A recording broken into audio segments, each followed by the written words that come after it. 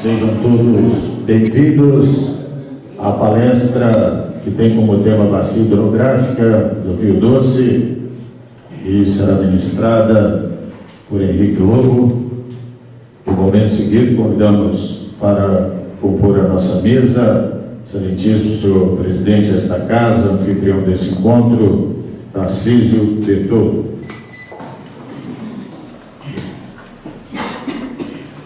Excelentíssimo senhor vice-prefeito Sebastião Torres Bueno de Caxambu. Excelentíssimo senhor delegado regional de polícia, Dr. Alberto Gomes Vieira.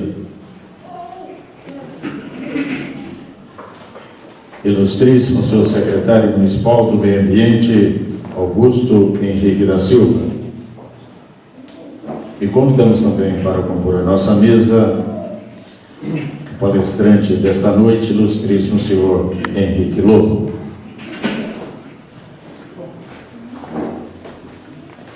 Queremos registrar e agradecer a presença de todos os senhores e senhoras, notadamente também os senhores vereadores Dirlene Aparecida Tomás, Hugo Pessoa de Almeida, Valdeci Silva e Zaino Gomes Martins. Queremos registrar e agradecer também pela presença de Francisco Fantus Antunes, presidente da banda de música Santa Cecília.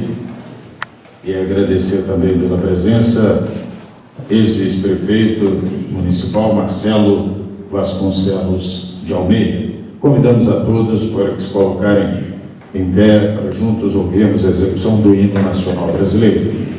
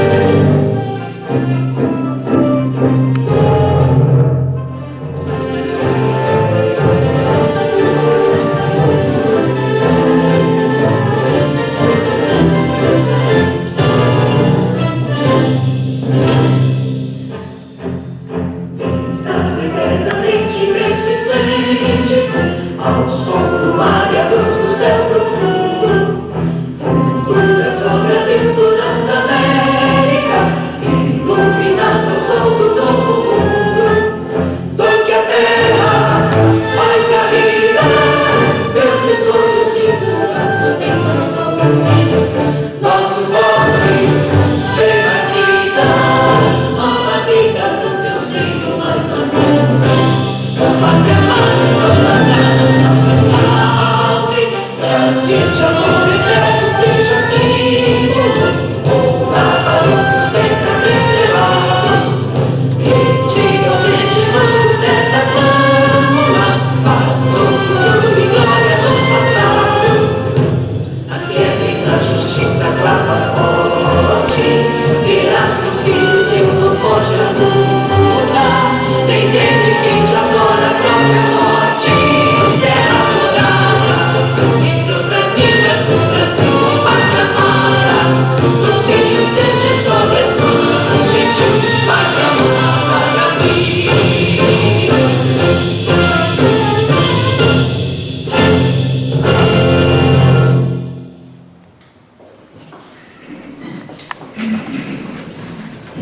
seguido, convidamos para o pronunciamento de abertura o excelentíssimo senhor presidente dessa casa, vereador Tarcísio Bertoldo. Em nome de Deus, declaro aberta esta palestra pública e dou boas-vindas a todos os presentes.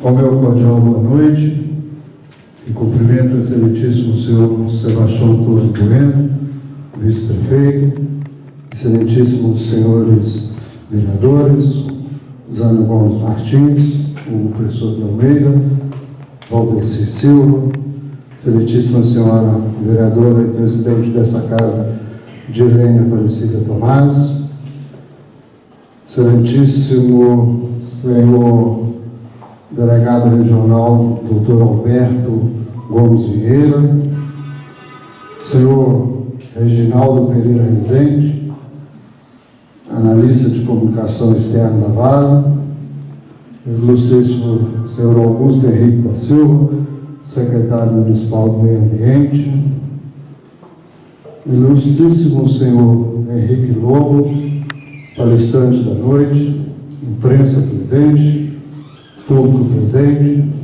demais autoridades. Em face ao momento em que vivemos com relação à extrema necessidade de preservação do meio ambiente, principalmente quanto à conservação de nascentes, damos as boas-vindas a todos nessa noite, em especial a ONG Instituto Terra, através da pessoa do ilustríssimo senhor Henrique Lobo, que estará palestrando sobre bacia hidrográfica do Rio Doce. Sabemos que a situação atual da água no nosso planeta é motivo de grande preocupação e requer da sociedade, poder público e privado, união, a fim de desenvolver políticas de preservação do meio ambiente, principalmente as voltadas para a proteção das nascentes. Uma das consequências da crise da água é o nosso rio Piracicaba, que vem a cada dia diminuindo seus fluxos e tornando-se mais contaminado. Cada um de nós precisa dar sua contribuição para juntos construirmos um futuro melhor para os nossos descendentes. É hora de unir forças, com o objetivo de salvar o nosso rio Piracicaba, preservar nossas nascentes e assim preservar a vida. Tenho certeza que sairemos hoje daqui mais motivados e melhor orientados sobre o que podemos fazer para alcançar esse objetivo. Desde já, agradeço a presença de todos e desejo que tenham uma ótima palestra. Obrigado.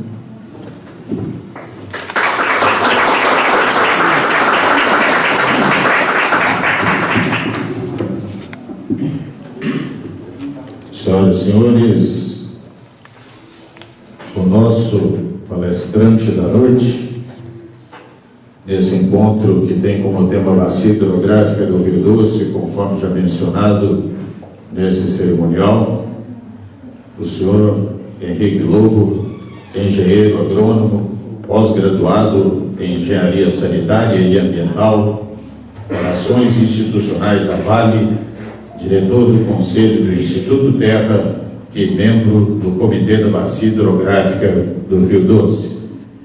Momento seguido, solicitamos aos senhores membros da mesa para que possamos desfazê-la nesse instante e convidamos para estar à frente o nosso palestrante Henrique Lobo. Boa noite. Boa noite. Está um pouquinho atrás aí? Obrigado. Primeiro é um prazer estar aqui em Piracicaba e vim falar para vocês sobre a bacia hidrográfica do Doce, um pouco do rio Piracicaba. Tem 40 anos que eu estudo essa bacia hidrográfica e a minha tese foi primeira tese minha foi o Rio Doce, a bacia do Gato do Doce. Eu sou natural de Governador Valadares e então eu venho estudando essa bacia e depois eu pude ficar na Unesco 10 anos e estudar rios na África, na Ásia, na Oceania, na América, na Europa. E eu vou tentar mostrar para vocês o que eu tenho aprendido aí, o que eu tenho visto esses anos aí da minha história. Então a bacia do Rio Doce foi a maior biodiversidade, tanto florestal como também de animal, que a Terra já viu. Aqui foi um encontro de duas grandes florestas. Uma floresta que veio da Amazônia, veio pelo litoral brasileiro e veio até o Vale do Rio Doce. E uma outra floresta que veio do norte da Argentina e veio pelo litoral brasileiro e veio até o Vale do Rio Doce. Então a Linhares Colatina teve 400 espécies de árvores por hectare.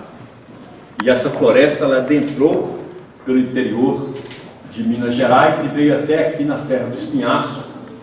Aqui nós temos aqui Rio Piracicaba, Barão de Cocais, Santa Bárbara, Catas Altas, Mariana, Rio Preto, Itabira, Cerro. Então nos pés dessa montanha desenvolveu essa floresta. De modo que todas essas cidades que aqui cresceram, Ouro Preto, Mariana, Rio Piracicaba, Santa Bárbara, Barão de Cocais, Itabira, Diamantina, Cerro, Conceição do Mato Dentro, foram construídas com a madeira dessa floresta. Então você vê a riqueza florestal dessa floresta. Imagina que do outro lado do Atlântico, lá na Nigéria, no Camarões, em Angola, nós encontramos 280 espécies de árvores por hectare. No Laos, no Camboja, na Tailândia, no sul da China, encontramos 250. A Europa tem 22 espécies de plantas por hectare, os Estados Unidos e o Canadá tem 18. E a Amazonas tem 300 espécies de árvores por hectare. Então aqui foi a maior biodiversidade que a Terra já viu. E apesar de viver os ciclos, né, começando pelo ciclo do ouro, a entrada dessa bacia hidrográfica, a descoberta do ouro, o Estado do Espírito Santo foi um grande bloqueio, por isso que ele é longitudinal, né?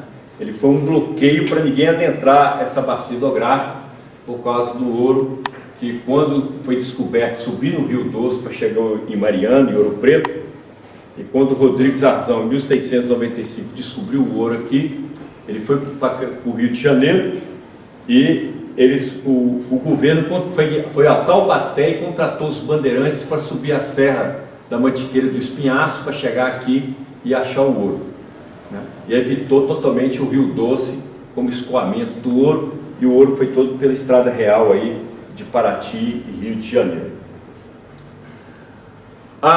Essa bacia hidrográfica ela tem 83.500 km², 86% do território em Minas Gerais, 14% do território no Espírito Santo. Então nós temos aqui a bacia do rio Piranga, a bacia do rio Piracicaba, a bacia do rio Santo Antônio. Aí aqui nós temos a bacia do rio Corrente, Suaçuí Pequeno, Suaçuí Grande, a bacia do rio Caratinga, do Manhuaçu, do rio Guandu, a bacia do rio Pancas, São José, e aqui do Santa Joana e do Santa Maria do Doce, tá? Eu tenho o Matipó e o rio Matipó e o rio Casca também estão aqui dentro dessa subbacia aqui, que é do rio, faz parte do comitê da bacia do Piranga. Somos 3,5 milhões de habitantes, né? Toda a nossa bacia hidrográfica. E a bacia hidrográfica do rio Piracicaba tem 6.000 km², 700.000 habitantes, 21 municípios e um rio de 240 quilômetros. O Rio Doce tem 897 quilômetros de extensão. De 1970 até dezembro de 2017, 700.000 pessoas mudaram daqui. Somos 3,5 milhões de pessoas e 700 mil pessoas mudaram por questão realmente de trabalho. Tá? As pessoas foram morar em Belo Horizonte, São Paulo, Rio de Janeiro, Vitória, Brasília, sul da Bahia, Estados Unidos, Canadá e Portugal. Né? Então a taxa de crescimento absoluto da população da bacia é inferior à das observadas no Brasil, do estado do Espírito Santo e de Minas Gerais. 65% do nosso PIB é serviços gerais. 43% da população ganha até 2 salários mínimos. Então a questão do esvaziamento todo é a falta de oportunidade de trabalho, de emprego, justamente porque nós não temos a questão da pecuária, o ciclo da pecuária extensiva foi muito grande, né? A não ser na zona da Mata Mineira, essa é a região de Manhuaçu, região de Caratinga, que virou um polo de café, né? E hoje estão trabalhando muito com café de qualidade, com café gourmet, então precisa de muita mão de obra. Né? E o maior PIB da bacia hidrográfica é o rio Piracicaba, né? Porque aqui está a mineração, a ocorrência ferrífera, aqui estão as siderúrgicas, né? Gerdau, ArcelorMittal, Uzi Minas, a Peran e também a Cenibra, né? A celulose brasileira, está nessa bacia hidrográfica do Piracicaba. Então, o maior PIB, 50% da bacia, do PIB da bacia hidrográfica do Doce, está na bacia do rio Piracicaba.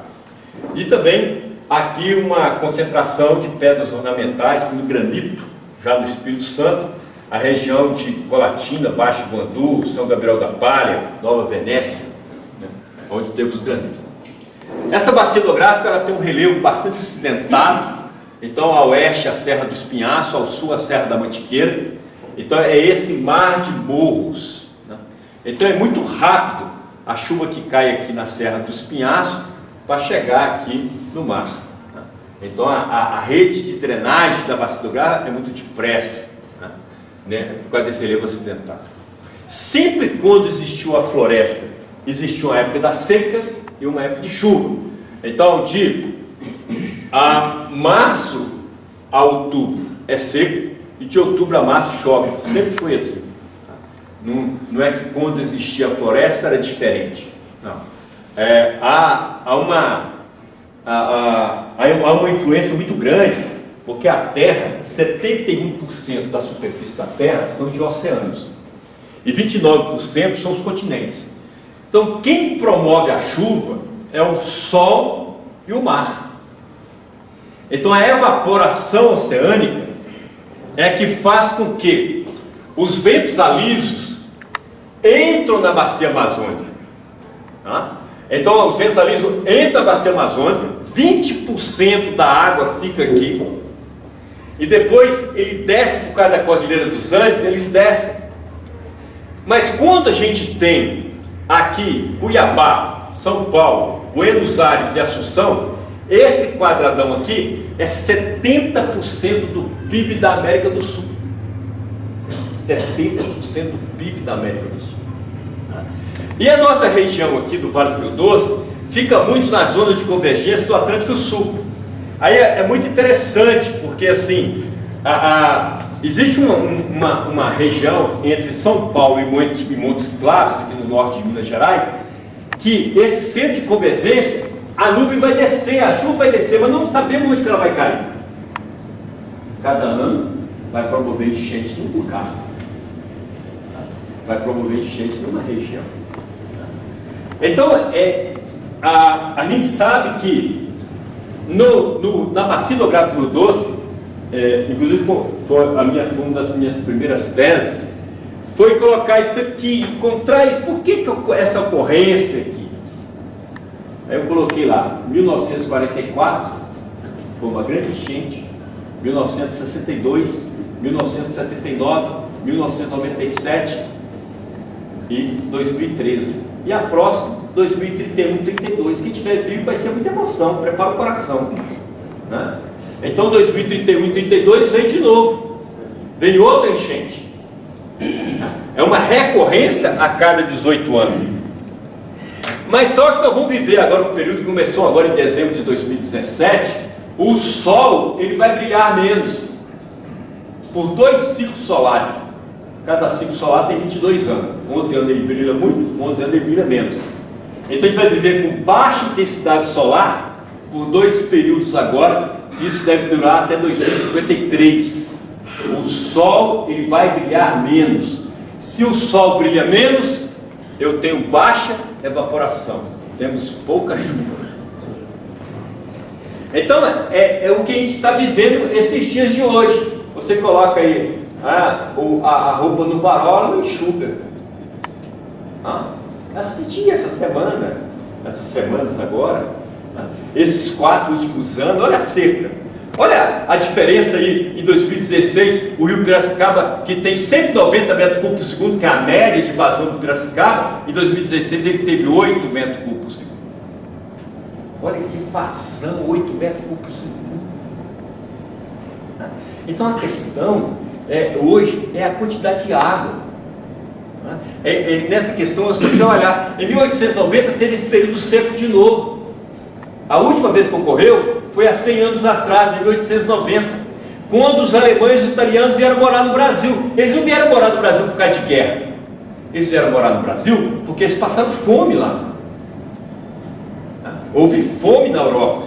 Teve vilas inteiras da França que as pessoas morreram porque teve fome. E agora a nossa geração é premiada. A nossa geração é premiada de viver esse ciclo de baixa intensidade solar. Então a gente não vai viver mais o aquecimento global, não vamos viver o esfriamento global. Então é essa que é a entonação que nós vamos ter aí para frente aí. Então essa 95% da bacia hidrográfica foi de domínio da Mata Atlântica. Hoje a gente tem alguns fragmentos dentro da bacia hidrográfica. Aqui o Parque Florestal do Rio Doce, são 36 mil hectares, tem 40 lagoas. Aqui a reserva de Soretama, lá no Espírito Santo, a BR-101 corta ela. Aqui a reserva da Vale, são 23 mil hectares, lá em Linhares. Aqui o fundo da reserva da Vale, né, lá em Linhares. E aqui, essa planície aqui, do delta do Rio Doce, né, lá, né, já chegando próximo a São Mateus, entre Linhares e São Mateus. E aqui o Rio Piracicaba, em 2014, olha como é que ficou o Rio Piracicaba, né?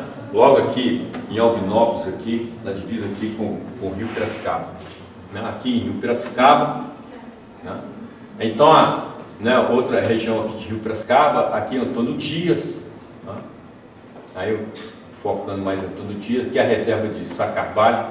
Então nós temos duas hidrelétricas, essa Carvalho, a Petit já parou, né? Então nós temos Guilherme Burim e Sacarvalho.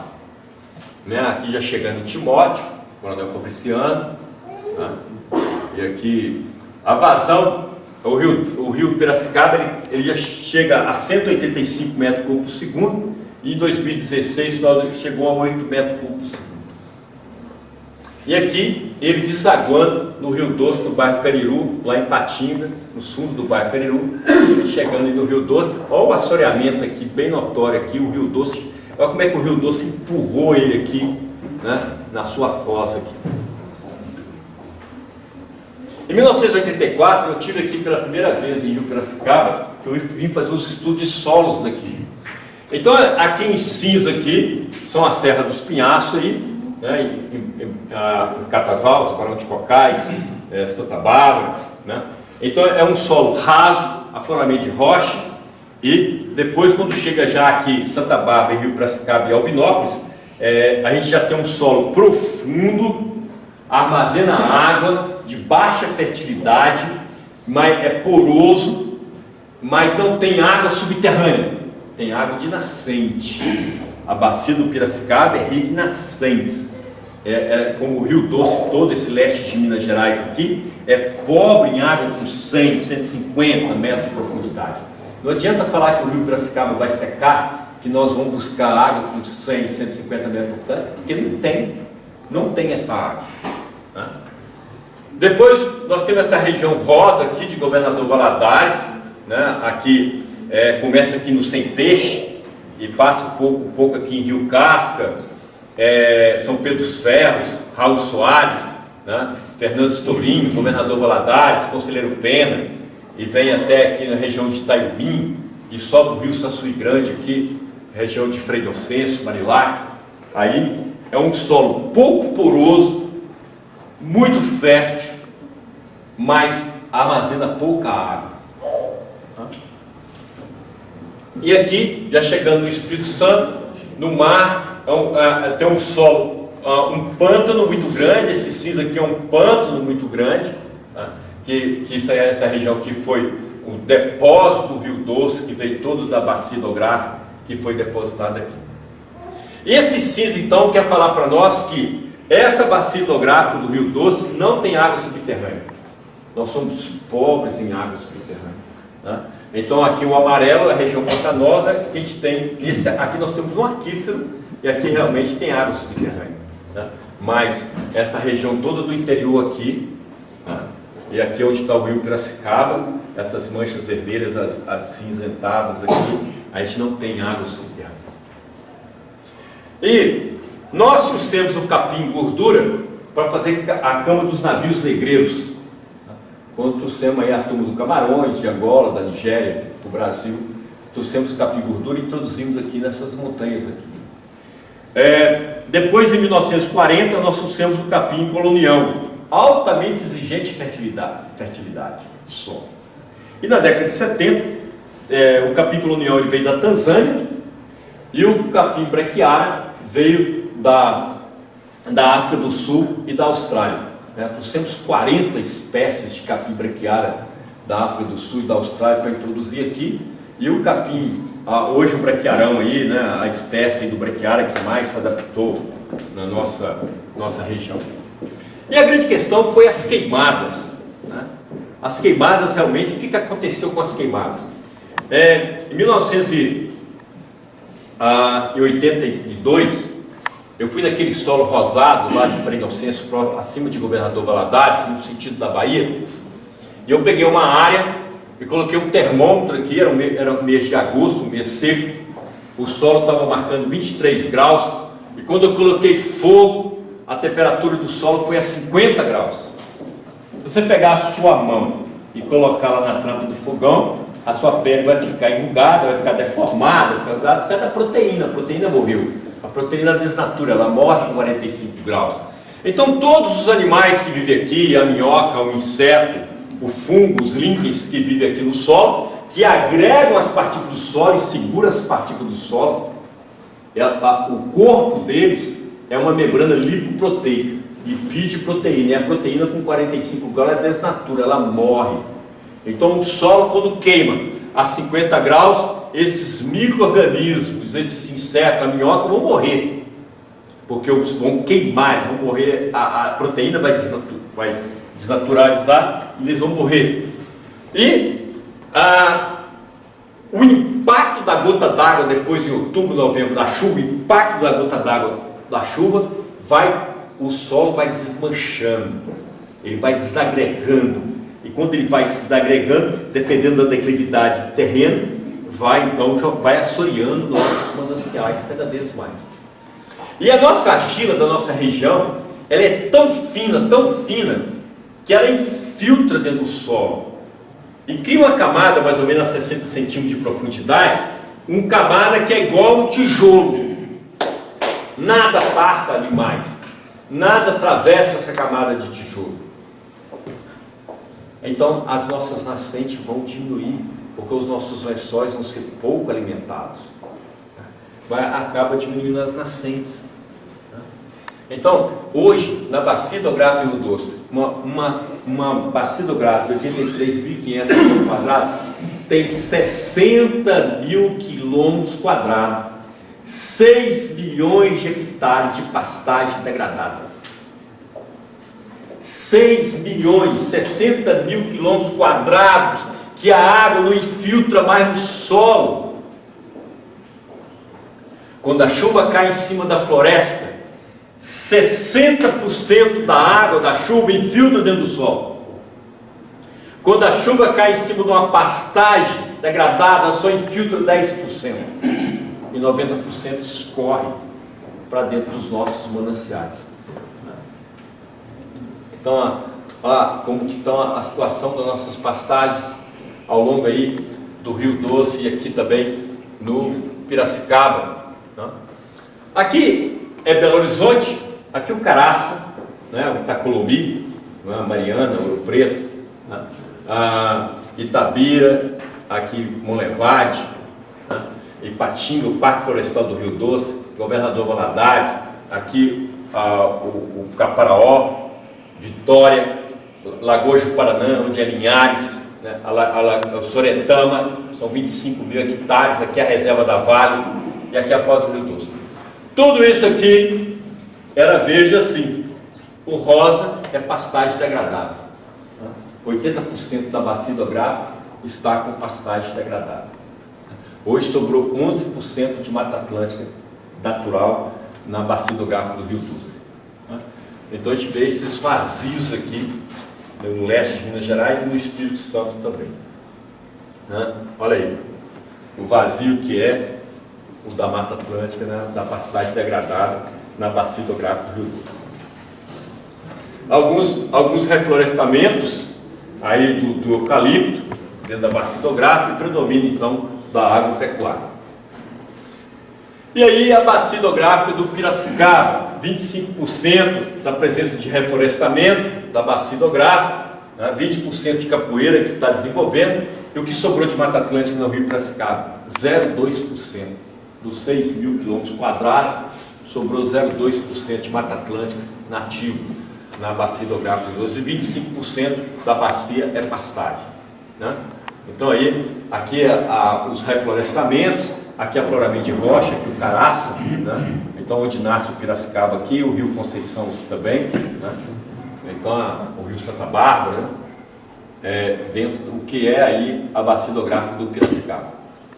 E aqui os solos da bacia hidrográfica do Piracicaba, a gente vê, é o que eu falei, ele é poroso, é de baixa fertilidade, mas a fertilidade está muito junto dos rios, dos mananciais, dos córregos, nessas planícies, nesses terraços, que são os mananciais do Piracicaba. Né? E aqui mostrando também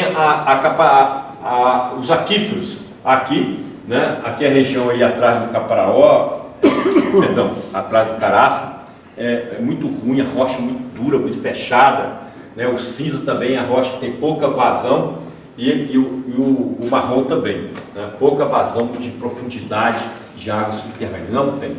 Né? Aqui é a mesma coisa, a cobertura florestal aí do solo, dos usos do solo aqui do Rio Piracicaba. Né? E aí, as erosões. Né? Então essa região aqui do Caraça tem forte produção de erosão, né? O Rio Santa Bárbara, o Rio Conceição, o Rio Piracicaba. Né? Então muitas vezes na época da chuva a gente vê essa facilidade também da argila, ela entra em suspensão. Né? E a bacia hidrográfica do Rio Doce também. Então essa região aqui do Rio Saçuí Grande, do Rio Santo Antônio, vem muito material sedimentar para dentro do Rio Doce. Né? Então aí o Rio Doce, como que ele está vazio, olha, não tem mais nada aqui, a pastagem degradada, ó, essa região de Governador Valadares. Né? Aí os fragmentos de florestas que temos aí, aqui a região de Governador Valadares e Itaiumim. Né? Então aquele que eu falei, daquela escoamento, aqui já aquela terra, aquele tijolo, ela aflorou, ele acabou aflorando. Né? Então, onde estão essas erosões fortes dentro da bacia hidrográfica do Rio Doce? E aqui está a Serra do Espinhaço, aí, que é a divisa da bacia hidrográfica. Aqui o Caraça, né? E aqui o Pico do Itambé, lá em Santo Antônio do Itambé, que tem muito arenito, muita areia, muito arenito. Como foi muito queimado durante muitos anos, a chuva que cai sobre essa região, ela acaba, então, ela vai desmanchando o solo, como se a rocha ela vai desmanchando esse arenito. Né? Então o Rio Santo Antônio e o Rio Saçuí Grande leva muita areia para dentro do Rio Doce e leva para o mar. Então aí o Pico do Itambé, em Santo Antônio do Itambé, próximo lá do cerco, né? Então a gente vê que a bacia hidrográfica é esse mar de morros. O Rio Doce, em 1960, tinha 3 metros de profundidade média. Hoje ele tem 90 centímetros de profundidade média. Tá? Então acaba vendo essa areia aqui. Olha, esse aqui próximo do mar, aqui é mais ou menos 30 quilômetros do mar, da foz dele, né? E aqui a cidade de Linhares, 54 quilômetros do mar. Acabou o fundo não tem canal principal, virou um fundo chato, a bacia hidrográfica, o rio. Né? Em 1987, eu fiz uma conta que o Rio Doce ficaria a fio d'água em 2063. E agora, em 2016, eu estava numa locomotiva vindo de Resplendor para Conselheiro Pena, num cargueiro, e deu um tráfego na ferrovia, tivemos que parar, ficamos lá uns 20 minutos parados. Aí na hora que eu vi isso aqui, entre Conselheiro Pena e Resplendor, eu fiquei assim, impactado. Eu falei, eu errei minha conta por 40 anos, já aconteceu. Tá? Eu pensava que esse negócio, eu não ia ver isso, a minha geração não ia ver isso. Eu pensava que a geração dos meninos, eles que iam ver. Tá? Então eu vi com meus próprios olhos, olha, o rio a fio d'água. Tá? Olha aí, eu dei uma aproximada da câmera. Tá? Então deixa eu ver aqui, isso lá em Conselheiro Pena, Resplendor, quantos quilômetros não está daqui de Rio Piracicaba? Né? Aqui em junho de 98, a argila em suspensão do rio. Aqui em maio de 2005, né? E aqui uma viagem que nós fizemos de Ponte Nova a Governador Valadares de barco em 1987, nós fizemos de caiaque, então mostrando a argila em suspensão. O que acontece quando a argila entra em suspensão? Essas lagoas marginais do rio, que o rio foi deixando na formação dele, vai crescendo, ela aduba tanto a água, que vai crescendo essas algas têm um ciclo de vida de 60 dias, ela nasce, cresce, reproduz e morre. Por isso que muitas vezes as nossas lagoas marginais, elas ficam nessa nata esverdeada, agora em final de agosto, setembro, que as algas morrem. Começa a nascer as plantas aquáticas em cima dessa alga morta. Então, essas plantas aquáticas, elas têm um ciclo mais ou menos de 60 dias, ela nasce, reproduz e morre em 60 dias. E ela vai criando uma tufa, ela vai morrendo, vai nascer outras em cima dela, vai morrendo, até virar breja. Virou taboa. Morreu a taboa, começa a nascer em baúba. Hoje, passou 70 anos de desmatamento da bacia hidrográfica do Rio Doce, era água, virou pastagem. Era brejo, virou pasto. Não existe mais brejo. Ainda mais, né, aquela ideia bacana que a gente teve na década de 80 dos provásios, né? Nós abrimos tudo, né? Meu Deus do céu, onde nós estávamos com a cabeça? Meu pai, né? Então assim, nós pensávamos em aproveitar nossas baixas, nossas áreas úmidas, né? Para poder plantar, melhorar o nosso rendimento, e não deu certo. Hoje a gente vê, passou 30 anos, hoje nós vimos que nós erramos, e como erramos, né?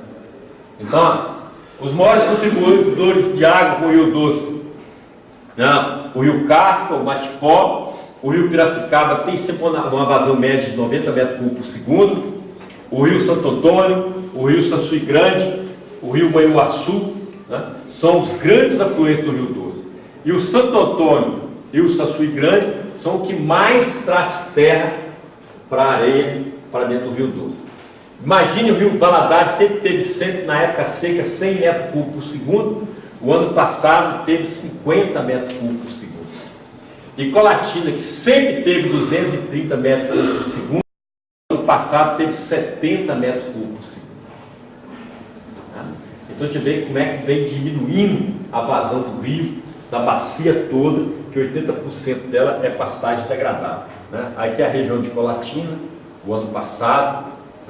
Aqui é a barragem de Mascarenhas, lá no município de Baixo Cambu, no distrito de Mascarenhas. E aqui o delta do Rio Doce. O Rio Doce tinha um delta. A foz do Rio Doce era por aqui, essas lagoas eram baías. Eram baías, verdadeiras baías. E depois o rio foi trazendo sedimento e foi formando um cordão aqui. E esse cordão que foi formado aqui, o rio, a terra foi avançando, avançando e criou esse delta aqui, de modo que esses campos alaranjados, onde era o Rio Doce, passou aqui no delta dele para formar esse delta dele aqui. Então aqui era a foz do Rio Doce, onde hoje é a cidade de Linhares, aqui é a Lagoa de Paraná. E aí o delta, como que ele cresceu 50 quilômetros, começou a vir um depósito de areia aqui, porque o Banco de Abrolhos é aqui. O Banco de Abrolhos vai da foz do Rio Doce até a foz do Rio Jequitinhonha. Então, o Rio Doce ele tem essa curva aqui para o sul, que vai para o Banco de Abrolhos, e o Rio Jequitinhonha ele entra no mar subindo, tá? Por causa do Banco de Abrolhos. Agora, aí em 1960, o Departamento Nacional de Obras e Saneamento foi lá na foz do Rio Doce e abriu vários canais aqui. Olha o que aconteceu com essa rede de drenagem, olha. Dá para notar? Ó, olha como é que perdeu água. Então, muitas vezes a gente faz, mas é acertos e erros e acertos. Só que os erros também foram bastante significantes dentro da nossa bacia hidrográfica. Aqui o Rio Doce passava aqui, hoje não passa mais, era um paleocanal dele, né? E aqui foi o que o DNOS fez lá no delta do Rio Doce, tirando para secar o pântano, mas demos um tiro fora, né? O pH baixou para 1, 2, muito ácido, a pastagem está morrendo, né? Está criando esses remansos aqui, amarelando o capim todo para que a área que foi plantada aí, morrendo porque a acidez é muito forte. E aqui em 2015, a foz do Rio Doce, a foz sul dele fechou, né? E essa areia aqui, que eu encontrei aqui no Pico do Itambé, nas nascentes do Rio Saçuí Grande e do Saçuí e do Rio Santo Antônio, em 2014 e 2015, quando eu estudei essa areia aqui da foz, aí também aqui na Serra do Espinhaço. Em 2015 o Rio Doce ficou com uma abertura de 60 metros de comprimento, com 1,5 metro de profundidade. E é muito interessante porque a foz do Rio Doce é onde encontra as duas grandes correntes brasileiras. Uma corrente que vem da Nigéria, que chega do Rio Grande do Norte, ela divide em duas, que é uma corrente de água quente, que vai para o Golfo do México e desce a costa brasileira até Regência, e uma corrente de água fria que vem da Antártica, que vem pela costa brasileira e vem até Regência. Então ali em Regência é o encontro dessas duas correntes brasileiras, provavelmente por isso que essas duas florestas as cresceram assim, por causa dessas correntes.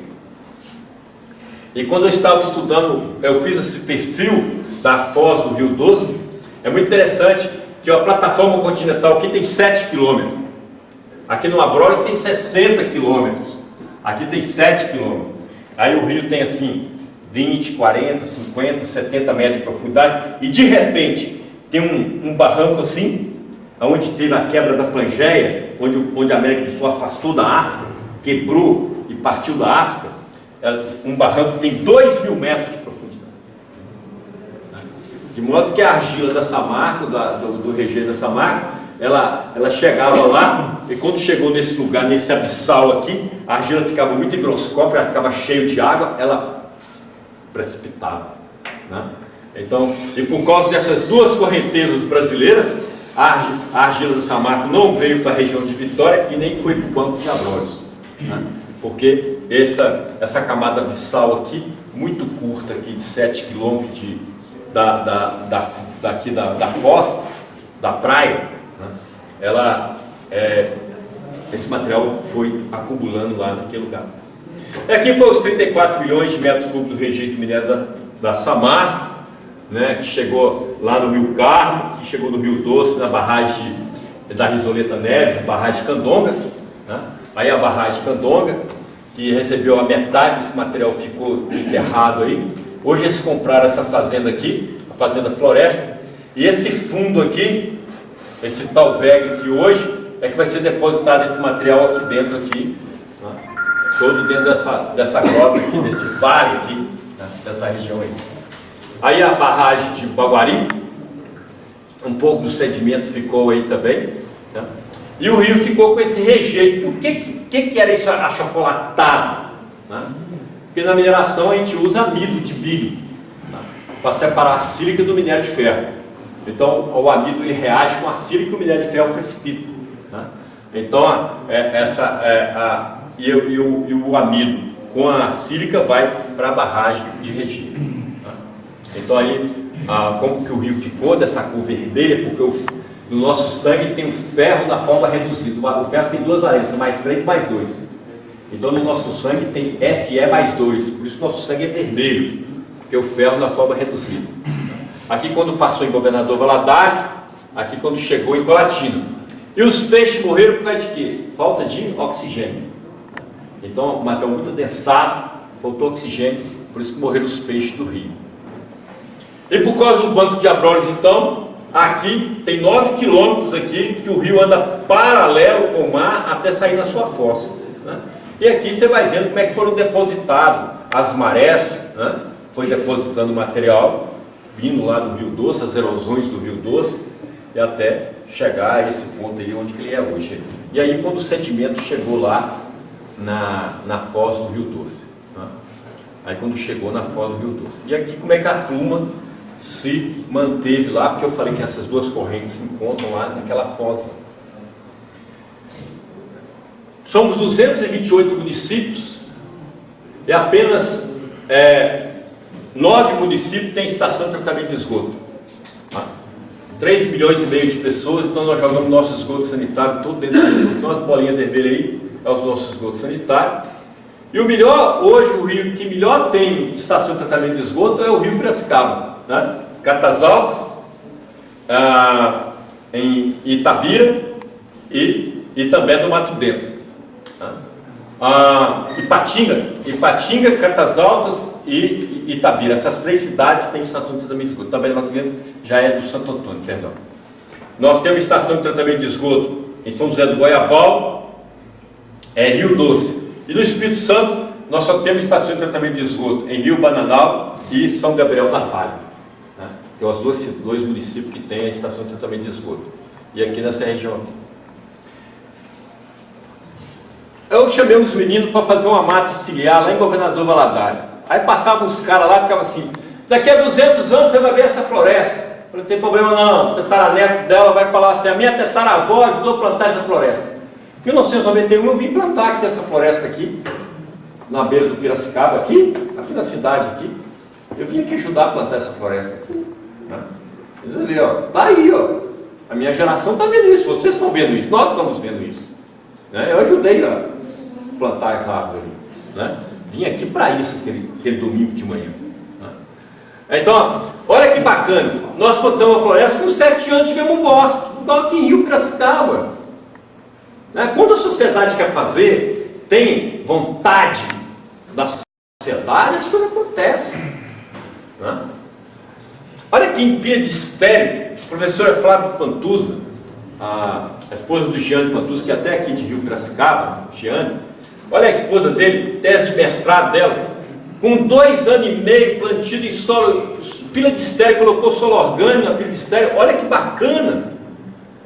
Bom, tem como fazer. Nós temos que, a nossa geração tem que mudar, nós vamos ficar na inércia, nós estamos recebendo, é igual o Zap, né? Vai chegando assim, que é muito poeira assim, você não sabe se é verdade, se é mentira, vai acumulando a nossa cabeça. Eu tomei uma tempestade de areia agora em maio, no meu celular lá no Egito, a minha bateria explodiu, ela inchou assim, o telefone abriu, agora eu estou sem Zap, né? Eu falei: oh, glória, né? Tem 2 meses que eu estou sem Zap.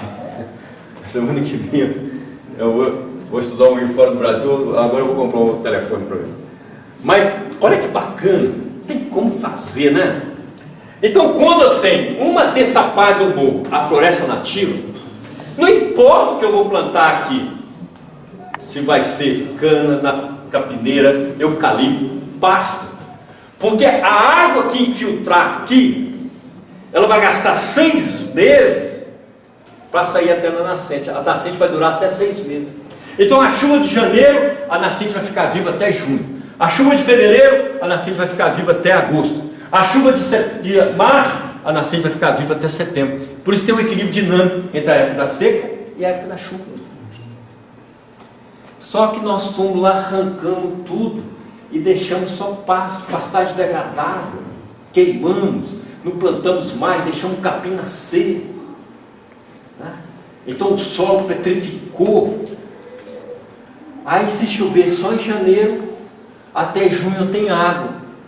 Aí passou de junho, a nascente secou. não tenho mais água para ir para a nascente.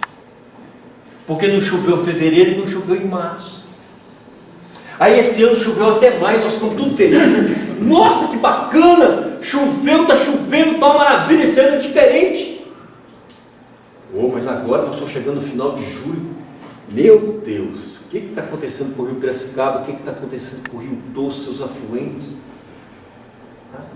O rio está crescendo e está abaixando depressa demais. Nós estamos vivendo esse efeito sanfona. Enchente, pouca vazão. Enchente, pouca vazão. Por causa desses 60 mil quilômetros quadrados de pastagem degradada. Então, o importante é isso aqui. Ó. No topo do morro, 1/3 parte do topo do morro, a floresta nativa. Olha que bacana. Lá no Instituto Terra, na região do Instituto Terra, Aimorés, Resplendor, Baixo Mandu, Colatina, de 2011 até agora 2018, nós já restauramos 2.600 nascentes. Já restauramos. Setembro de 2014, fomos lá, cercamos a nascente. Março de 2015, já tinha um subbosque lá. Né? Em janeiro de 2016, apareceu a água. Tinha secado, apareceu a água. Então, e as represas para acumular água, não é para gerar energia, e nem é para abastecimento público. Agora em maio eu estava em Londres, os caras fizeram do lado do aeroporto de Londres um lago assim, um mundo de um lago. Porque eles sabem que o Sol está ficando com baixa intensidade solar e vai durar 40 anos. E nós do Brasil, moramos num país tropical, abençoado por Deus, como diz o poeta carioca, né? Que beleza, né? A gente não está dando conta. Nós não sentimos muito efeito aqui porque nós desmatamos, porque nós temos uma floresta amazônica, a zona de convergência do Atlântico Sul vem de lá para cá. Por isso que a gente não sentiu muito aqui ainda. Mas a pessoa, se tivesse tirado a floresta de lá também, como a gente ia sentir muito mais forte o período da seca? Essa barragem aqui é a barragem de Santana, ali em Itabira.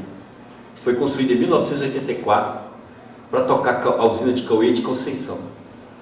2016 a água de Itabira acabou, a prefeitura bateu lá na porta da Vale, ó. Deixa eu tirar a água aí. A lei brasileira fala o quê? Abastecimento público em primeiro lugar. Já estão lá tirando água lá da barragem de Santana. Né? E aqui em Rio Piracicaba? O rio vai acabar aí, vamos buscar da onde? Nós temos que, a nossa geração, a gente tem que pensar e mudar a situação. Nós temos que criar lagos. Nós temos que parar. Muitas vezes a gente fica nessa axiologia nossa. Não, nós vamos acabar com a grota, nós vamos acabar com o tal velho. Calma, gente.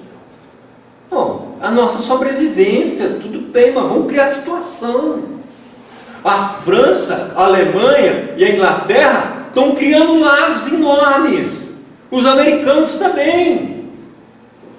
O ano passado eu estudei o Rio Colorado. Eu viajei de Denver, no Colorado, e fui até Yuma, na fronteira do Texas com o México. Só não entrei no México, a polícia americana me pediu para nós boicotar a nossa pesquisa, porque é tão perigoso entrar dentro do México, em preservar nossas vidas.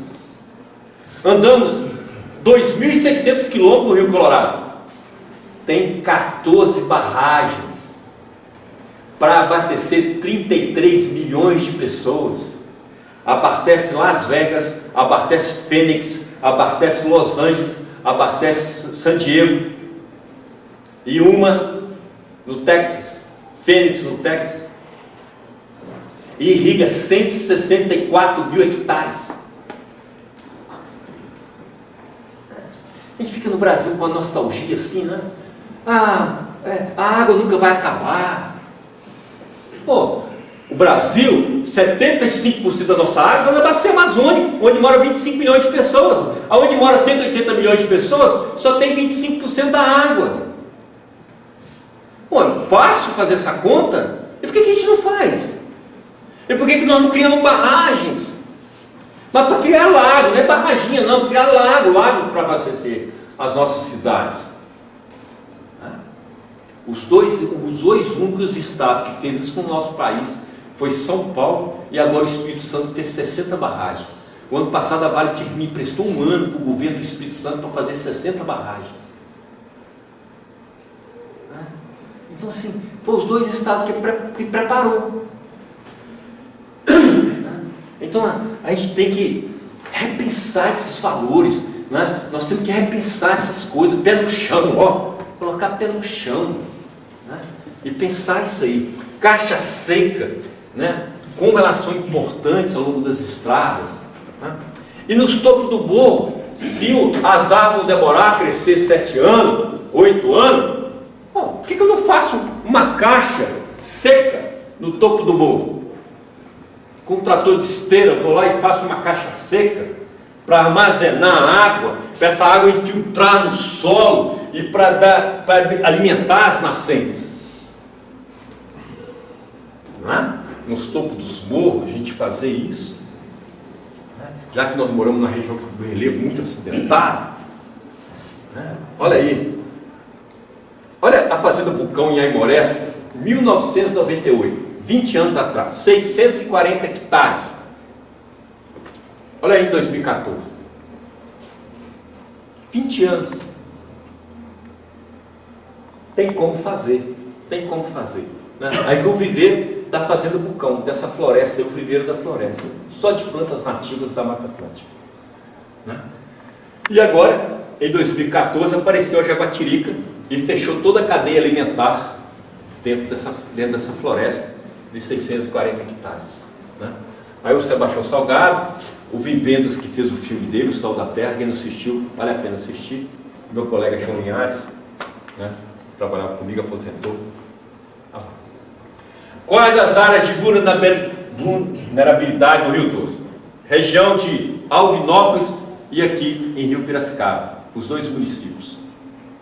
Né? Temos a vulnerabilidade aqui da água, falta de água. Né?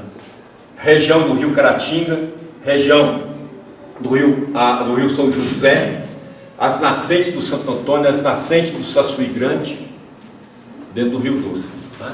E aí, a falta de água. Alvinópolis e aqui Rio Piracicaba, precisamos trabalhar nisso aqui. Ó. Já está faltando água. Vulnerabilidade. Né? Aqui o Santo Antônio, o Saçuí Grande, né? O Rio Caratinga, algumas partes das nascentes do rio Matipó e Casca. Né? Hoje o rio Piracicaba está com cartão amarelo, mas 2030 vai tomar um cartão vermelho. Olha, daqui a 12 anos, tem 5 anos que você me trouxe aqui, né? Não quero voltar 12 anos, não. Eu quero voltar antes. Né? Ó, e todos os mananciais do Espírito Santo, que são afluentes do Rio Doce, vão secar. Tudo isso aqui vão ficar intermitente na época da seca. E o Piracicaba, na época da seca, vai tomar um cartão vermelho. Vai ficar a fio d'água. Aquela foto que eu mostrei primeiro aqui, curtinha assim. Né? Então, gente, ó. É um negócio muito sério, 21 municípios, né? Então 2 hidrelétricas, as empresas, né? Nós precisamos virar essa página, nós precisamos entender, nós que moramos aqui, que vivemos aqui, que gostamos daqui, né? Nós temos que ter o verbo esperançar, né? Ter esperança, né? Lá em João 14:9 fala assim, vamos falar comigo? Há esperança.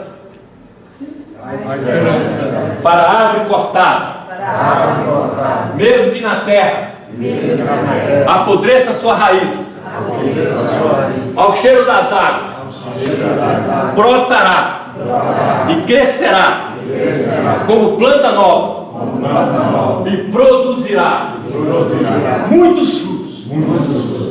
Que a nossa geração ela faça a diferença, ela seja como essa planta nova para produzir muitos frutos. Muito obrigado.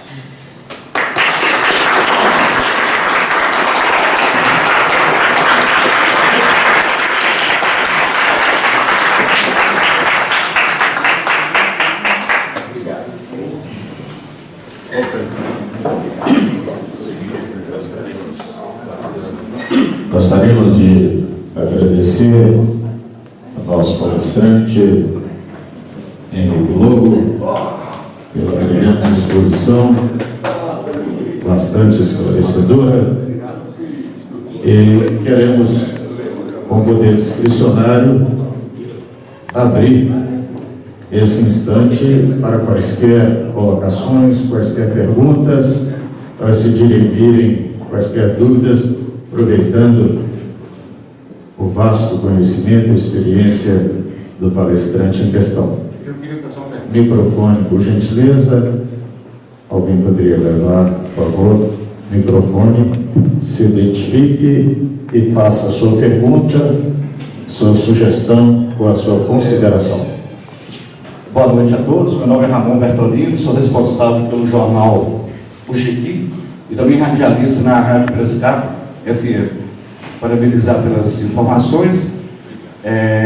Você falou que aqui na nossa região a questão das nascentes, que a gente não tem aquífero, né? Ontem nesta casa foi reprovado o projeto de proteção das nascentes. Inicialmente ele foi reprovado pelo prefeito. Aí ontem tentaram derrubar o veto e também foi reprovado. Eu queria saber, dentro da sua experiência, você falou da gente mobilizar, da gente tentar modificar, mas a ação política é muito importante nesse aspecto. Aí eu te pergunto, Henrique, como que nós, sociedade, podemos ter uma postura, sendo que às vezes os agentes políticos não estão tendo essa postura? Eu só quero ressaltar que foram 5 contrários para que não se estabelecesse que a prefeitura protegesse as nascentes. A sociedade, ela, no dia 5 de junho, o ano passado, nós criamos um grupo que chama assim, um trabalho voluntário. Não te interrompendo, mas só mais uma coisa. Alegaram sobre o projeto Rio Vivo, que tem milhões para também interferir, né, nessa área de nascente. Alguns parlamentares alegaram que não havia necessidade do município abraçar essa causa da proteção das nascentes na questão financeira, porque essa ONG poderia fazer isso. Inclusive, um dos vereadores alegaram que na fazenda dele foi entrevistado. Mas uma coisa eu creio que não impede a outra. Aí, então, complementando essa pergunta, falasse um pouquinho do Rio Vivo, se você tem conhecimento desse projeto, que é dentro dessa bacia, da qual você tem muito conhecimento, e reforçando essa questão. Hoje, 2018, você esteve aqui plantando a mata ciliar.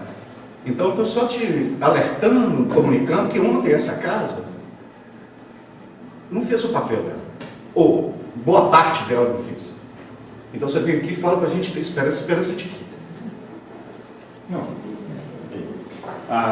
Nós temos um trabalho voluntário no Rio Doce, chama Todos pelo Rio Doce, o ano passado, e agora, em mês de junho, nós cercamos na bacia do Rio Manhuaçu e do Rio Guandu, 135 nascentes, sem envolvimento de ninguém, do envolvimento da sociedade civil. Os comitês de bacia hidrográfica do Rio Manhuaçu e do Rio Guandu nos ajudaram a implementar isso aí, mobilizando as pessoas. Entendeu? Então, eu penso que é por aí. Não é a questão... Eu penso que a questão política é muito forte, mas a questão da sociedade ela vai falar mais alto. Eu tenho essa esperança. Sabe? Então, eu com essas 135 nascentes cercadas esse ano, eu fiquei com muita esperança da gente poder ter. E por que a gente não faz esse trabalho da recuperação das nascentes com o Comitê da Bacia Hidrográfica do Piracicaba? E só entrasse um pouquinho, se tivesse, da questão do projeto Rio Vivo. Se você tiver conhecimento, eu não vou te falar porque eu tenho pouco conhecimento. Eu agradeço. Eu li alguma coisa, li sim nos jornais, mas eu não fui a fundo assim de estudar ainda. Eu agradeço. Obrigado. Mais alguém quer fazer sua sugestão, questionamento? Identifique-se e faça a sua pergunta. Boa noite a todos. Meu nome é Francisco Cantuza. Eu trabalho aqui, sou advogado na cidade. Gostaria de parabenizar o senhor também pela brilhante palestra aí, né, que muito contribuiu com o nosso conhecimento sobre a bacia do Rio Doce. A pergunta minha também é assim, A gente vê no senso comum, muitas pessoas falam que o eucalipto, a plantação de eucalipto influencia nessas questões todas aí. E a gente ouve diversos comentários, né? A gente não é da área, eu queria ouvir a opinião do senhor, sobretudo na região nossa aqui, a gente tem muita plantação de eucalipto, exatamente que desmata o topo do morro, como o senhor disse que é muito importante, desmata o topo do morro para plantar eucalipto. Fala-se que o eucalipto não prejudica, outros falam que prejudica. Na visão do senhor como especialista no assunto, o eucalipto prejudica ou não prejudica? Obrigado. Obrigado. Bacana. Eu na minha vida, eu peguei 2 nascentes, deixei a floresta nativa crescer em volta da nascente. E 4 anos depois, as 2 nascentes secaram. E eu fiquei perguntando assim, aonde eu errei? Aonde eu errei? Aí um dia eu fui estudar uma floresta, eu contratei um mateiro. O mateiro é o cara que conhece a floresta. O cara foi com um facão na minha frente e tinha umas árvores fininhas assim, e batia com a aba do facão assim, ficava assim, canjerana, sapucaia, sapucaiu. Aí eu falei, só tá me gozando, né? Como é que uma arvinha fininha dessa assim, só fala o nome dela? Mas aqui é uma sapucaia, olha a folha dela. E eu olhei, era mesmo.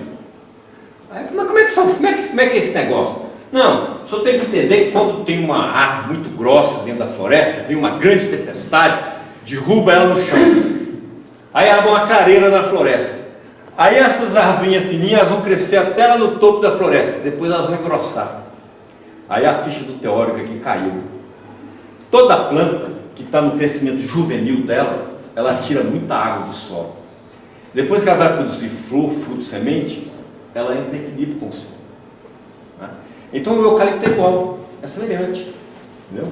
Se você sai da borda da nascente, sai 50 metros de raio, volta da nascente, e também dos topos de morro, né? Então a gente vai entendendo que na saia eu posso plantar eucalipto que não vai ter problema com a água. Hoje a própria Sanibra está entendendo isso. Ela criou a Fazenda Macedônia, que é uma fazenda experimental dela no município de Iapu, aqui perto de Patinga, e lá está mostrando isso, o desenvolvimento das plantas sem trazer esse prejuízo. Então, antes plantava tudo porque não tinha o conhecimento, não tinha o entendimento. Hoje as teses de doutorado, pós-doutorado, estão tudo mostrando isso para nós, que tem como você conciliar as duas coisas. Proteger o topo do morro e um raio de 50 metros em volta do nascente. Não tem problema. Próximo a fazer esse questionamento. Eu sou jornalista aqui também. Liga o microfone, por favor, Betão. Eu sou jornalista também e sou técnico agropecuário também. Meu colega. Inclusive, eu trabalhei com reflorestamento de eucalipto durante 5 anos em empresas, eu trabalhei com carvão também. Mas a questão é a seguinte: a árvore de eucalipto ela cresce muito rápido. Você falou desse crescimento juvenil. Ela praticamente é cortada antes que ela possa, durante essa fase juvenil. Né? E a questão da infiltração que há no solo com relação a uma passagem degradada. O eucalipto, ele proporciona uma infiltração de água no solo que chega ao subsolo acima de 10%? Sim, é por causa do sistema radicular dele é maior, né? Então ele permite que a água que cai sobre ele, da chuva que cai sobre ele, ela infiltra dentro do solo com maior facilidade. Mas aí o eucalipto traz também a questão de as pessoas desmatarem áreas comuns para plantar eucalipto. Não, é isso que eu estou falando. No passado teve muito erro, porque a gente não tinha o conhecimento, a gente não tinha o entendimento. A gente matava tudo, os topos dos morros, matava tudo. Hoje nós estamos tendo esse conhecimento. Então hoje está começando já a mudar o plantio. Até o espaçamento aumentou, era 3x2, agora já está 3x3. Né? Então a questão toda, a gente já está mudando uma maneira de plantar e de melhorar mais o manejo do solo. Eu estive lá no parque do Rio Doce.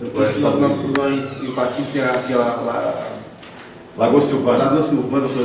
O pessoal reclamou muito lá que depois que a Sanibra chegou e plantou eucalipto em tudo, que a quantidade de água diminuiu muito. Tem também essa questão da fauna, que não existe praticamente em floresta de eucalipto. Ou seja, na fritada dos ovos, o eucalipto, ele é um vilão ou não? Não, para mim ele não é vilão, não. né? Mas se você tira todo o ecossistema para plantar tudo, ele é vilão. Aí ele muda a história. Mas hoje você combinando ele com a floresta nativa, a gente melhora o aspecto que está acontecendo, melhorando hoje. Não é que eu estou defendendo o eucalipto, mas assim, eu penso que ele é como uma planta qualquer. Então, se a gente começar a criar faixas de mata atlântica, de domínio de mata nativa, e estopo dos morros reflorestado com mata nativa, nós vamos ter muito mais ganho, eu penso que a gente vai ter muito mais ganho até nos estéreos, até no crescimento do eucalipto. Então, talvez a questão do eucalipto seria que nós teríamos que ter um produtor rural super consciente da questão ecológica, assim ele faria um manejo super adequado do eucalipto. Sim, sim. Acho que o grande problema está aí. Pelo menos aqui em Rio Piracicaba, que eu saiba, não existe um produtor que tenha um produtor de eucalipto que haja dessa forma. Mas porque não tem um conhecimento. Ou muitas vezes eu vejo assim, na prática, né? Sai da teoria, que às vezes o cara tem o conhecimento, mas a vontade de ganhar o dinheiro com o eucalipto fala mais alto do que esse conhecimento que ele tem. Pois é, mas na hora que ele passar a ter o conhecimento, o desenvolvimento dessas plantas combinado com a floresta, o desenvolvimento dela vai ser igual se ele arrancasse tudo. A produtividade dele vai ser muito maior. Tá? Aquela senhora lá. Próxima pergunta. Quer se identificar, por favor, e fazer a sua colocação? Alguém leva o microfone dela, por favor. Boa noite. Eu sou diretora de escola, né? Eu participei o ano passado, mais de 2 meses da escola. Nós participamos do encontro de campanhas que houve em Ipatinga, foi no ano passado. Participaram várias ONGs também. E uma das coisas que foi levantada foi o seguinte: você comentou sobre a questão de proteção de nascentes e tal. Então, eles perceberam que não é só fazer, porque eles perceberam que primeiro que teria que ser feito é a conscientização, entendeu? E a gente tem exemplo, tem uma empresa aqui de reflorestamento, ela foi trabalhar eles fizeram um trabalho com nascente, cercamento para... aquele rio, Belo Horizonte, qual que é o nome agora? Aí cercaram um monte de nascentes e tal, aí surgiu um boato, o governo vai pegar as terras de quem está com a nascente, vai ser do governo, o povo foi lá no tudo. Então, assim, o cercar por cercar, muitas vezes, não é só a solução, né? Então, eu já ouvi aqui até, aqui mesmo, né? Fazendeiro que falou o seguinte: eu vou cercar, mas se vier a cerca e meu gado estiver com sede, é lógico que eu vou tirar a cerca para ele, né, tomar água. Então, assim, foi muito debatido essa questão da conscientização primeiro, antes de fazer cercamento, né? Porque muitas vezes também as pessoas não aceitam. O ano passado eu lembro que o Marcelo da Copassola, nós estávamos aqui com a verba para cercar nascente. Foi um custar encontrar alguém que quisesse. Muitos não quiseram. Né? Porque eles têm aquele medo, porque na realidade eles têm receio que o governo possa ou pegar para eles ou cobrar, né? Tem esses receios. Sim, né? Então eu gostaria de saber. Então nesse debate foi muito questionado isso aí. A auditora também do Estado estava presente. Então, assim, foi muito questionada essa questão da parte da educação mesmo, né? E eu creio que talvez seria alguma coisa que a gente já teria, eu pela parte da educação, que a gente já teria que estar começando a trabalhar até nas escolas mesmo, igual você falou, criando pessoas que façam, não que esperem. Porque, na realidade, o que é que nós fazemos? Nós estamos esperando muito, não é isso mesmo? Uma prova é hoje, mas poderia estar aqui muito mais pessoas presentes. Aí você ouve muita reclamação e pouca vontade de fazer alguma coisa, sempre esperando que alguém faça com você, né? Aí eu gostaria de saber como que vocês trabalharam essa conscientização né? Você falou que vocês conseguiram cercar 60, não é isso? Nascentes? Não, esse ano nós cercamos 143 nascentes. Quer dizer, como foi esse trabalho, como foi feito essa conscientização? Porque o que a gente acredita que sem a conscientização, o simples fato de ir lá e cercar, eu acho que corre o risco de morrer na praia. Bacana. Muito bom a sua colocação. Obrigado. Eu vou contar duas histórias assim, da minha vida. Uma em 1984, tinha um dinheiro a fundo perdido do Banco Mundial para plantar mata ciliar, de Governador Valadares a Aimorés. Eu fui na maioria das propriedades rurais pessoalmente, conversar com os produtores rurais, e ninguém quis. Foi frustrante para mim. Tinha o dinheiro, o adubo, a cerca, arame, prego, morão, mão de obra, e ninguém quis. Por causa disso aí, o governo vai tomar. Né? E quando a gente começou a plantar as 2.600 nascentes, quando a gente começou a recuperar lá em volta do Instituto Terra, lá em Colatina, nós fomos no proprietário rural, lá de Colatina, e ele topou de cercar a nascente. Nós cercamos a nascente dele, plantamos 350 árvores lá em volta da nascente dele, e os amigos dele passavam lá: você é louco, você é doido, deu a terra para o governo, eles vão te tomar a sua terra. Logo depois da nascente, ele fez um lago pequeno, do tamanho desse auditório aqui, é o lago dele. O ano de 2016 e o ano de 2017, os amigos dele, vizinhos dele, que chamaram de louco, foram na propriedade dele, pediram se podia tirar a água dele. Foram na prefeitura, pediram o caminhão-pipa da prefeitura e foram lá tirar a água do lago dele para levar água para o gado deles que estava morrendo de sede. E agora eles estão perguntando assim: como é que você conseguiu? Quem bancou você? Entendeu? Esse ano eles foram lá bater no Instituto Terra lá em Aimoré, lá. Pelo amor de Deus, me ajuda, eu também quero esse negócio para mim também. Qual foi a data? Hein? A data? A data que nós implantamos lá foi 2011, na fazenda dele, né? Agora o ano 2016 e 2017, na seca de 2016 e 2017, os caras pediram o caminhão-pipa emprestado da Prefeitura Municipal de Colatina e foram lá tirar a água do lago dele para levar água para o gado deles que estava passando sede, morrendo de sede. Vem pelo amor, vem pela dor, né? Não é assim? Pois é. Só vou dar um exemplo também, parecido com esse seu. Quando eu falo na questão da educação, a questão do envolvimento de escolas, ele é muito importante. Muito. Foi o ano passado, foi em 2017, 2016, em setembro, nós trabalhamos com uma equipe envolvendo alguns alunos também da escola, porque eu acho que tem que ter o conhecimento, primeiro, da região, porque às vezes a gente fala, mas as pessoas não conhecem. E tinha aluno que não sabia o que era nascente, para você ter uma ideia. Então, resolveram, então, aí levamos para conhecer uma nascente degradada, totalmente degradada. Totalmente a nascente, eu sou de Caxambu, ela está em Caxambu. Ali era água que eles contam que há tempos atrás abastecia a rua. Então, nós tivemos a oportunidade de ver do lado assim, igual você falou, eucalipto e tal, mas também a gente não pode assim, chamar de tão vilão, né? Porque a gente precisa dele. E só que ela não estava cercada, e gado também pisando. Né? Então, totalmente degradada. Sabe o que é degradado? Você não estava vendo nenhuma gota de água. Aí o dono, muito resistente, aí levamos para os meninos também para conhecer a nascente também,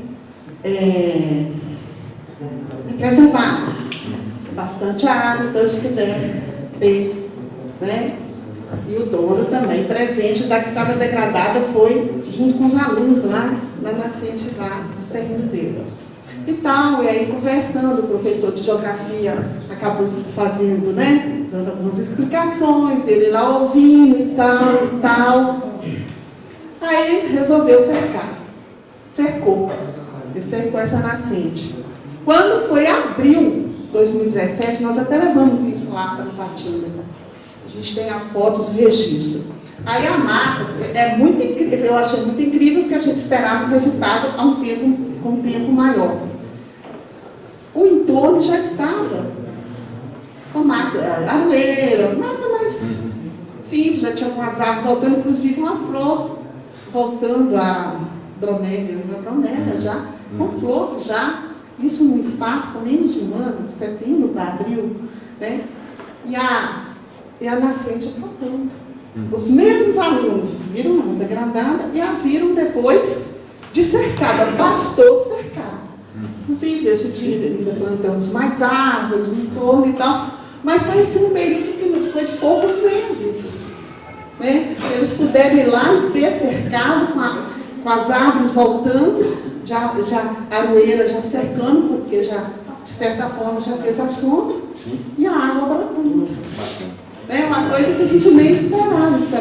Mas foi preciso vencer a resistência do dono.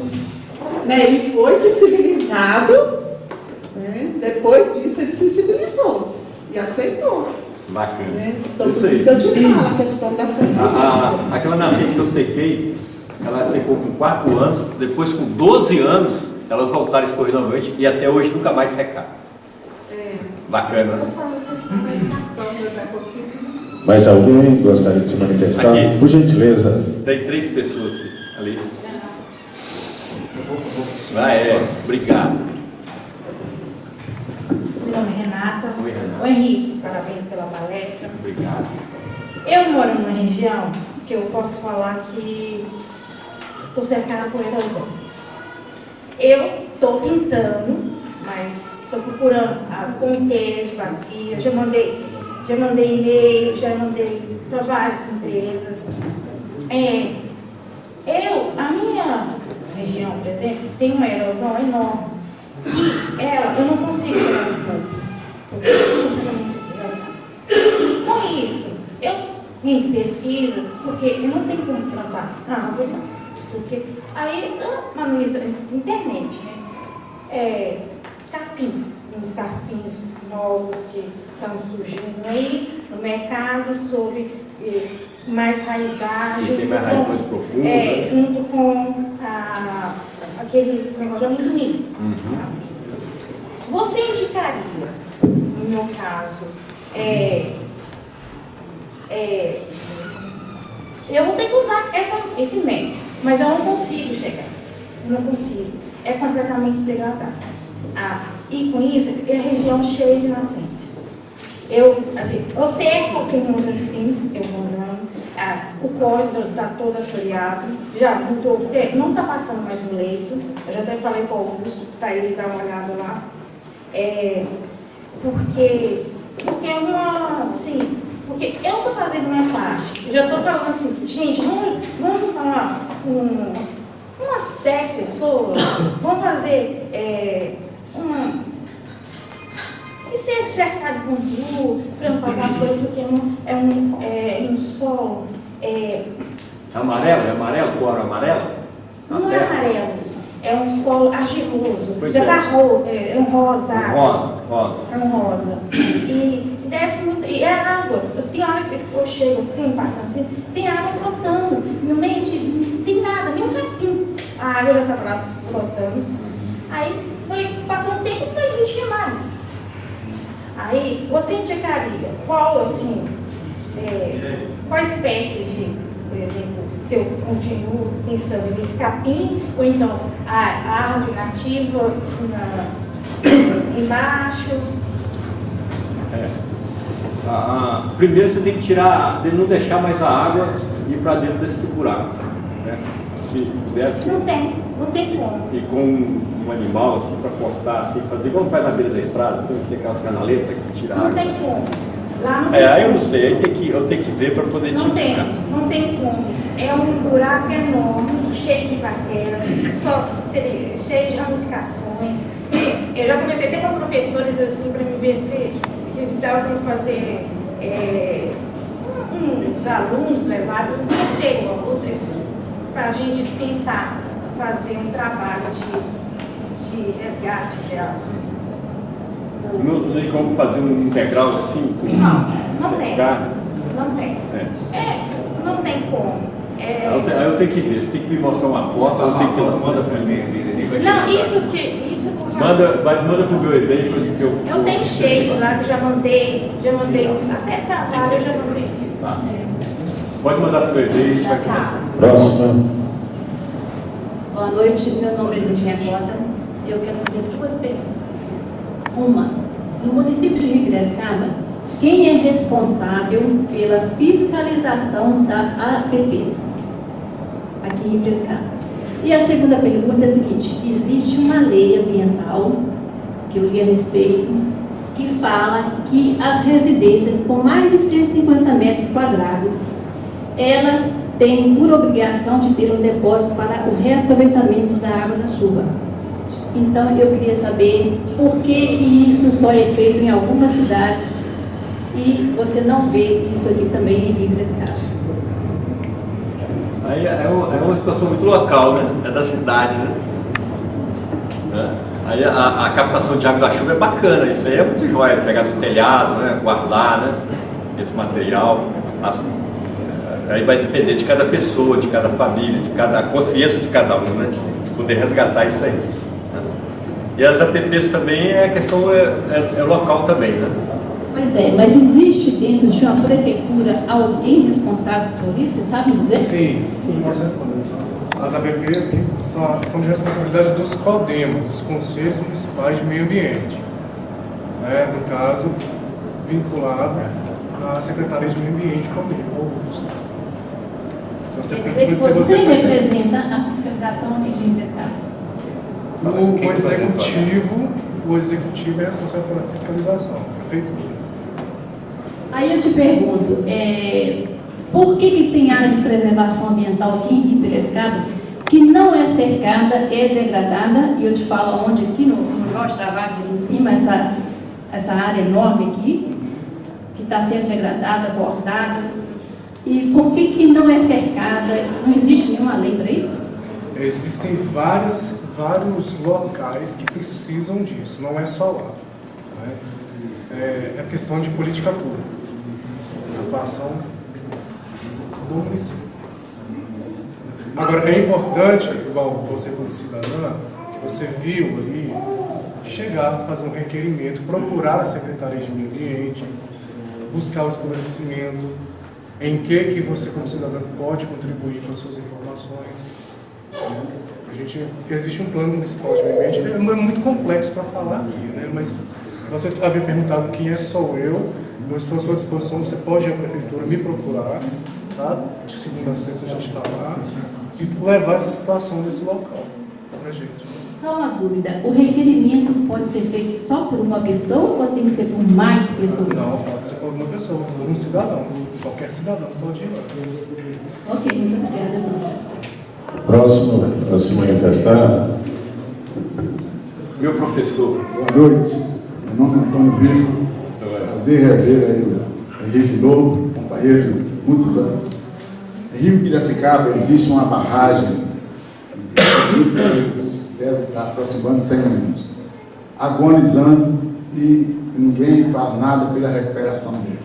Há uns anos atrás eu procurei o prefeito para a gente conversar sobre isso. Ele começou a rir. Ele falou: por que você está rindo? Não, estou achando gozado que está vindo aqui pedir para recuperar essa represa, veio um outro aqui pedindo para arrombar ela. E aí passou uns tempos, eu passando pela região, estou vendo um cidadão na barragem, arrombando a barragem. Aí eu procurei uns amigos amantes da natureza, fizeram uma denúncia, era um ex-juiz que estava arrombando a represa. Aí as autoridades policiais foram lá e fizeram um levantamento e obrigou ele a recuperar, mas a barragem está lá do mesmo jeito, totalmente assoreada, e ninguém faz nada por isso. Há uns anos atrás eu participei da inauguração da recuperação da Lagoa São José em Nova Era.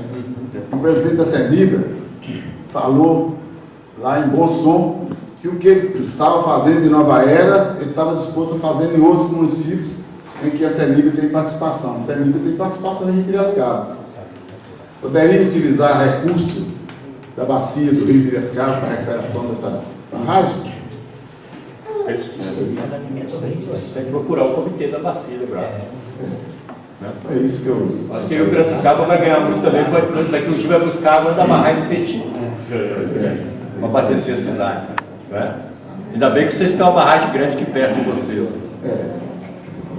Obrigado. Muito obrigado, Antônio Guido, pela intervenção. Próximo a fazer uso da palavra. Não há ninguém que queira se manifestar? Muito obrigado. O vice-prefeito Dadá quer fazer alguma consideração. Boa noite a todos. Agradecer o convite dessa casa para estar participando aqui hoje. Se é que eu entendi a fala do professor, nós estamos no CTI indo para o velório. Eu fiz essa leitura. A situação realmente é pior do que eu imaginava. Então, gente, nós somos realmente privilegiados por estar aqui hoje, recebendo essas informações. E falando de um paciente normal, quando está no CTI, o que o médico recomenda para a família? Reza para esse paciente. Então, o Piracicaba está precisando de muita oração e ação prática de governo e de sociedade. Eu queria fazer um pedido formal ao professor Henrique, diretamente à Vale. Eu estou vendo aqui o nosso amigo Reginaldo aqui, mas é para chegar e dar um recado mesmo. Muito mais como cidadão do que como agente político, é que se lá no Espírito Santo foi cedido o professor Henrique para fazer 60 barragens, não é isso? O governo que fez o pedido. Isso. É que nos empreste ele também, né, para Minas Gerais, para Piracicaba, porque nós estamos precisando. E de tudo que o professor falou aqui, é que ficou marcado para mim aqui, que ele afirmou com todas as letras que essa geração precisa mudar. A nossa geração realmente precisa mudar. Precisamos deixar as vaidades de lado e pensar grande, numa cidade melhor para se viver. Então, eu não sei até que ponto eu, enquanto vice-prefeito, posso estar colaborando com isso. Acho que tudo nasce de uma conversa aqui. Não é, apesar de poucas pessoas aqui hoje, mas o questionamento foi feito por quase todas as pessoas aqui. Então, acho que foi produtivo nesse sentido. Então, realmente, o meio ambiente, o centro de um meio ambiente é exatamente o homem. E está tudo entrelaçado, igual a Nina falou. A questão da educação, a questão de saúde pública, é questão de sobrevivência mesmo. Então, de toda a bacia, Rio Piracicaba é o menor período que nós podemos ver aqui, é a situação mais crítica. Então, nós precisamos de começar a agir. Agora, aí vem a questão: como? De que forma? A Lojinha fez um questionamento ali, muito importante. Acho até, Augusto, que não tem que esperar o cidadão. Nós temos aqui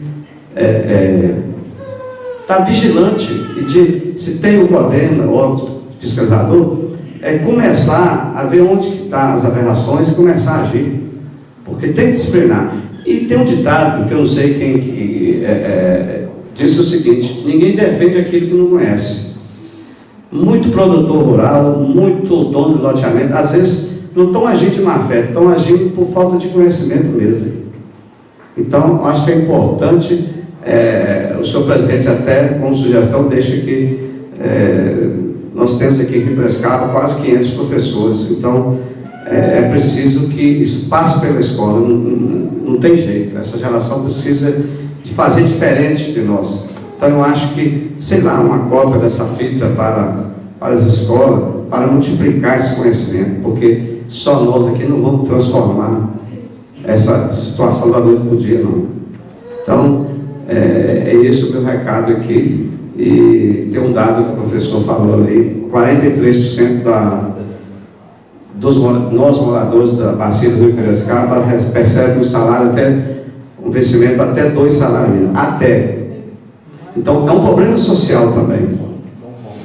É um problema de mão de obra, desqualificada, enfim, tudo mexe com a economia, enfim, com a educação, com a saúde. Então, o problema realmente tem que começar a pensar no meio ambiente de forma integrada. Então, Então é isso, gente. Não sei se é o que vocês queriam ouvir, mas com certeza é o que eu queria falar. Muito obrigado.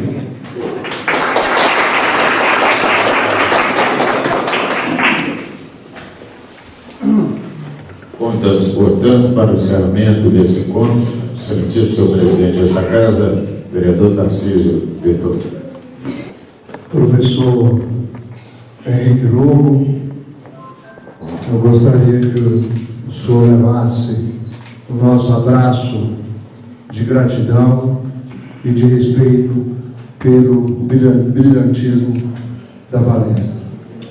Também, na pessoa do Reginaldo, levo o nosso abraço e nosso agradecimento à Vale por estar nos concedendo, por ter nos concedido esse assunto, essa palestra de extrema importância, sem dúvida alguma.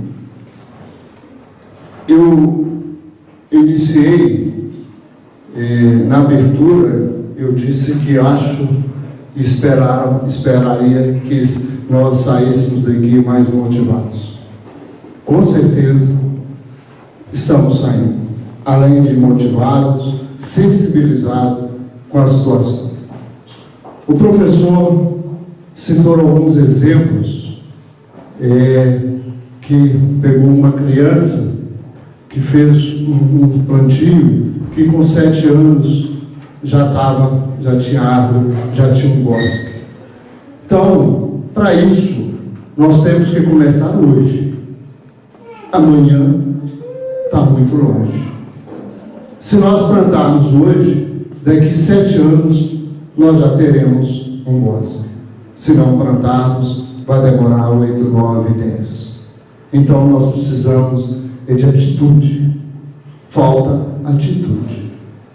E nós, eu, como representante do povo, nós, os demais aqui, autoridades presentes, nós que representamos o povo, que representamos a nossa cidade, que representamos o nosso Rio Piracicaba, nós temos que agir, logicamente, também toda a população. Mas isso tem que partir da gente, tem que partir de nós. O professor disse que está projetado para daqui a 12 anos o Rio Piracicaba tomar um cartão vermelho. Não vamos deixar isso acontecer, porque se vier a acontecer, o cartão vermelho é nosso, não para o Rio. A culpa é nossa, a responsabilidade é nossa. Então, professor Reginaldo, muitíssimo obrigado por nos proporcionar esse momento importantíssimo na nossa vida, importantíssimo para o nosso Rio Piracicaba. Não vamos deixar para amanhã. Obrigado, e em nome de Deus, e na forma regimental, declaro encerrada essa sessão solene e convido a todos para um coquetel. Obrigado e boa noite.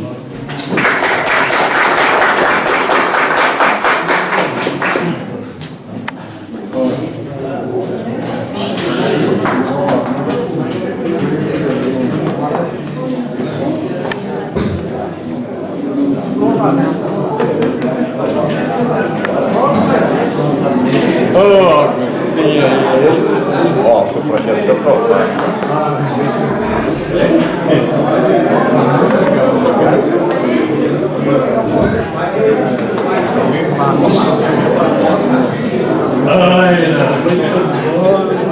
Estou aprendendo.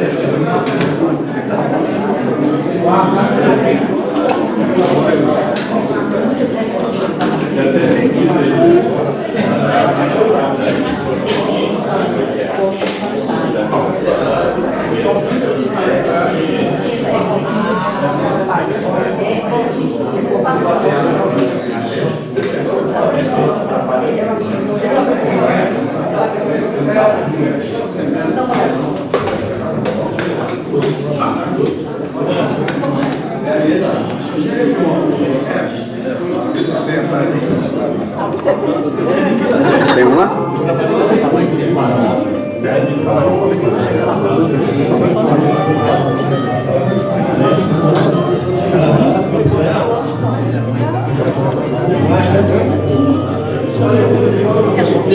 Geraldo é Bogino Corteza,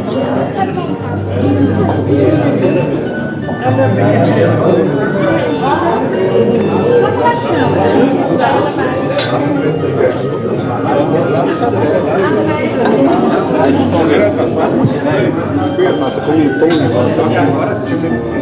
Geraldo.